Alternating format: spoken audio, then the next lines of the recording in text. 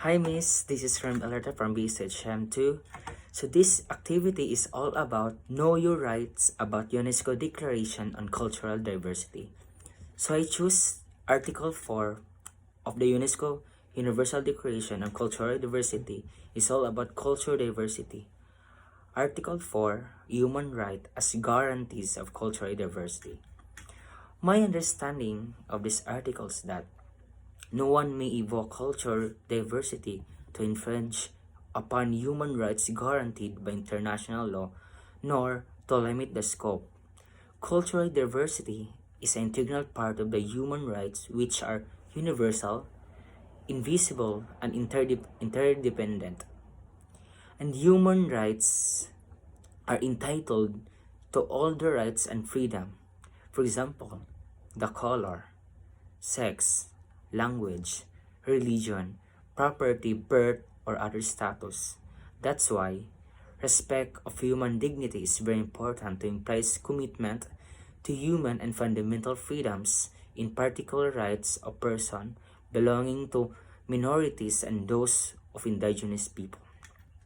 So the next article is Article 6 of the UNESCO Universal Declaration of Cultural Diversity is all about towards access for all to cultural diversity. So my understanding of this article is that the access for all to cultural diversity is not merely a reapplication of the ideas of providing equal access to social goods themselves, but it is the attempt to redefine the good themselves. As people of diverse background are brought together, a transformation will take place in people's minds and hearts and culture. He will influence others in his group who will eventually to be open to different lectures, series, and planned event will produce not only tolerance and respect, but contributing the economic prosperity. Diversity will create broad-mindedness, goodwill, and social betterment in every direction. People can learn from the other distinctive cultural experience and become better workers, better citizens, and ultimate better people.